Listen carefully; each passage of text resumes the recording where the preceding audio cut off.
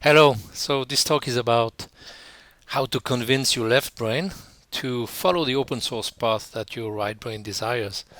And left brain might also mean someone else, like your manager. We'll see that. My name is Bertrand de la Creta. I'm with Adobe in Switzerland. I'm a principal scientist in the Adobe Experience Manager team.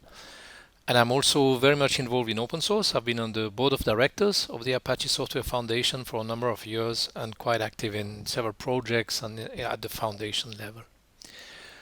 Um, let's start by, what's exactly this left to right brain thing. You're probably aware of it, but just to be clear, the left brain is what's commonly thought as being the logic, the rational part of our brain, of our thinking. And the right brain is more artistic part, the creativity, the all the impulses, the unclassified, vague things. That's the right brain, and we'll see how both can work together and how open source addresses both. Actually, open source contributions, I would say. Let me start by a story. Um, More than 30 years ago, I attended Musicians Institute in Hollywood, California, a fantastic music school with great teachers. That was a one-year full-time program. I was studying drums. You can see me on this yellow circle here at the graduation ceremony. And there's four things that I noticed about this experience that are pretty similar to been happening to me in open source. Um, in the school, there was a very friendly competition between players. No, you look at the others. Oh, today he played better than me, and maybe tomorrow I can play better than him. And it was all very friendly, but you were always measuring your progress against the others.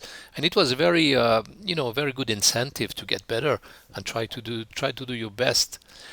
The second thing was making mistakes in public. I did some very interesting ones in front of the whole cafeteria where people start looking at you. What's this guy doing? It's very interesting for your ego, and then you also learn to accept that and fix them. And there's a lot of that in open source as well. And the most striking thing for me about this school is how my hearing improved.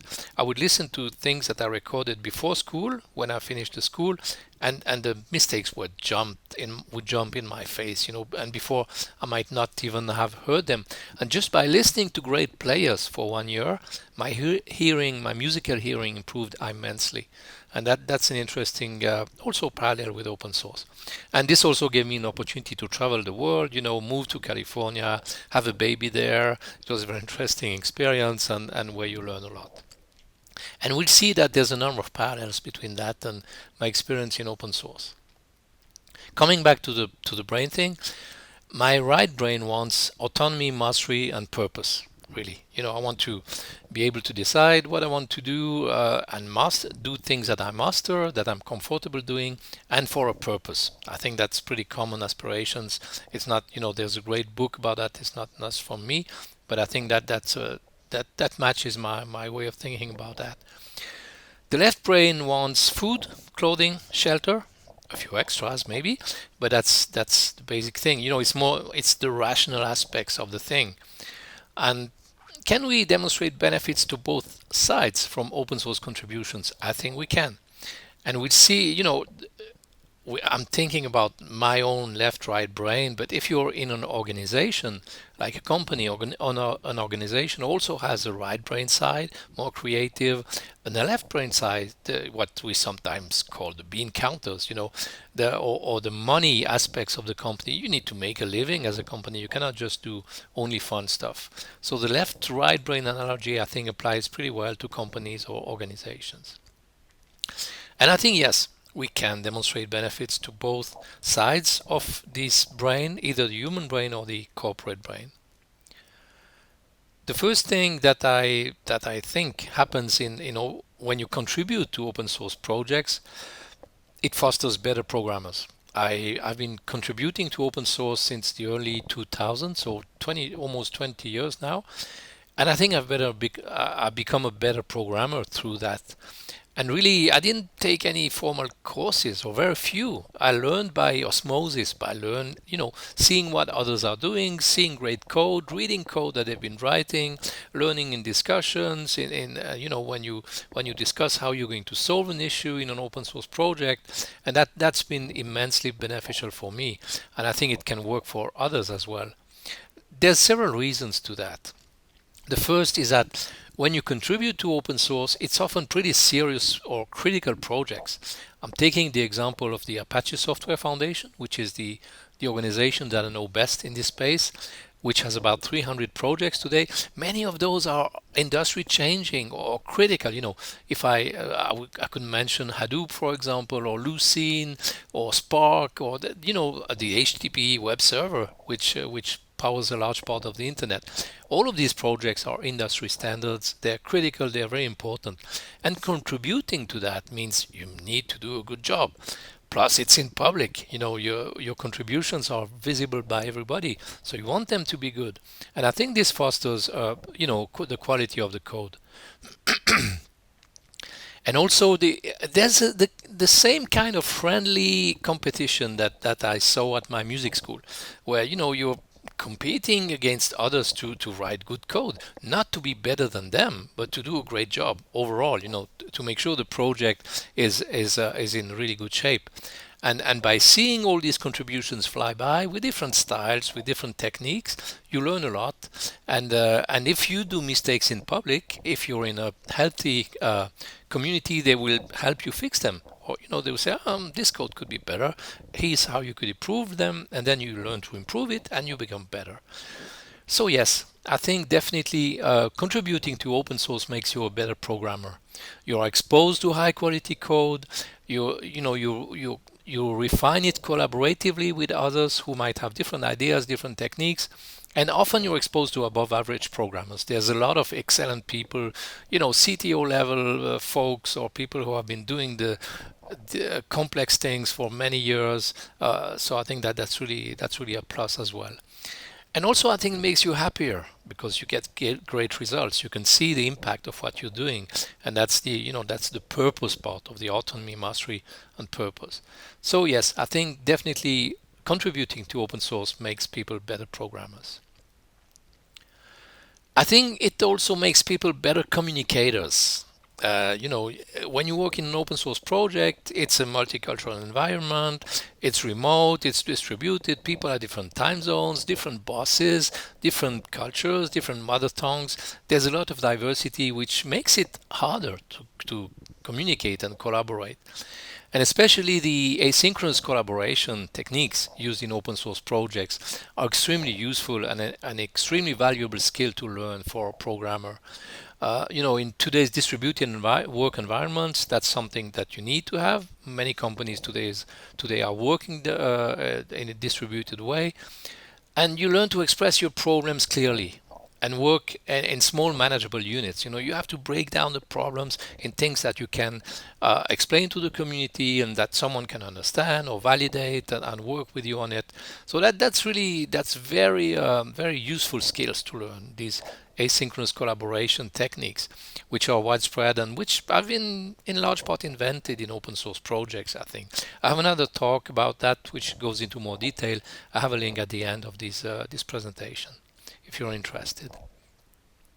So yes, I think definitely contributing to open source projects makes you better communicators because you learn to collaborate asynchronously in this, I call that low emotional bandwidth environments. When you communicating in writing, in email mailing lists, or in tickets, it's hard to convey your emotions. You can use a few smileys, but it's pretty hard. It makes the communication harder, and it sometimes leads to misunderstandings. But you have to, you'll be learning to work through that, and that's very useful then. If you later communicating in a higher bandwidth environment, like in a company, you can use these skills and take advantage of them to more luxurious, I would say, or more efficient communication environments. And this also makes you happier because it's efficient. You get concrete results, so it will, it's good for your for your happiness as well, which is an important part of this in the more in the right brain side. But even if you think about left brain, a manager or company wants to have happy employees. That's how you keep people. That's how you keep them motivated. That's how you keep them engaged. So I think happiness is also a very important aspect of these things. The third element that I think people benefit from in open source settings is traveling. We often say that travel is the best education. I think it is. It's you learn a lot of things by traveling. You don't necessarily travel physically when you do open source contributions, but you're interacting with multicultural communities. I also have another talk on this which goes in more detail, but briefly, it's harder to contribute in multicultural communities. If you come from a certain place, you're used to certain idioms, certain ways of saying things, certain jokes, which might not work in a different culture, so you have to adapt to that. And it's often harder to understand each other when you're in a multicultural environment, especially with these low bandwidth channels that we mentioned before. So learning to do that will make you, more efficient in your work. It's kind of traveling without moving, because you might be staying at your desk, but talking to many people from different cultures and different countries, different places, different companies, which also have their own cultures. And I think it's very rich. It's very enriching to work in these environments. So yes, traveling is great education, and working in multicultural environments is a form of travel, even if you don't travel physically. And then you can also travel physically. Open source communities, often they have meetups, which might be in your hometown, so you might not need to travel far, but still meeting new people, or maybe it is the next town, or maybe even the world. You might go to a faraway place, to an open source conference, and then it's proper travel, of course, and you'll learn from that as well. Of course, this can be expensive. Not everybody has financial resources to do that, but many organizations can help you do that. Like coming back again to Apache, the Apache Software Foundation. Apache has a travel assistance committee, which is meant just for that. So if you have demonstrated merit in an Apache project, you can apply to this committee to have financial help for the Apache conferences. Not everybody can be accepted. There's a limited budget, of course, but that's a great way to travel and be help you be more efficient, be more productive in this organization. So you will certainly also get to actually travel through your contributions. So yes, I think travel is the best education, as we say, and I think you can become a better and again happier person by traveling, either actually to conferences or virtually by just meeting these people from multicultural backgrounds. So I'm already at the conclusion, which I'll call coda, based on my musical background, and I think yes, contributing to open source communities leads to better programmers, because you refine critical software collaboratively with friendly competition in open environments. So that's really a recipe for becoming a better programmer. Again, by seeing code that's different from what you would have written, gives you new ideas, seeing tools that you might not be used to, and that you will learn in these environments, and so on. Contributing to open source also leads to better communicators, because you will learn to collaborate asynchronously in environments which are low bandwidth and harder to communicate than in with physical direct face-to-face environments. So that's very, very useful skills. And I think it also can make you a better person by this travel that we mentioned, working in multicultural environments and traveling the world, either virtually or actually. So I think that's three very important points that you can hopefully quantify for the left brain, the left side of your brain, or for your manager, as we said. So these are important skills that can have an actual concrete impact on the quality of your work. So thank you for listening. If you're at First Backstage, I'll be available for questions in the video conference after this. Otherwise, thank you, and There's a link here to more talks about the topics that I mentioned, which are in my virtual press book. Thank you.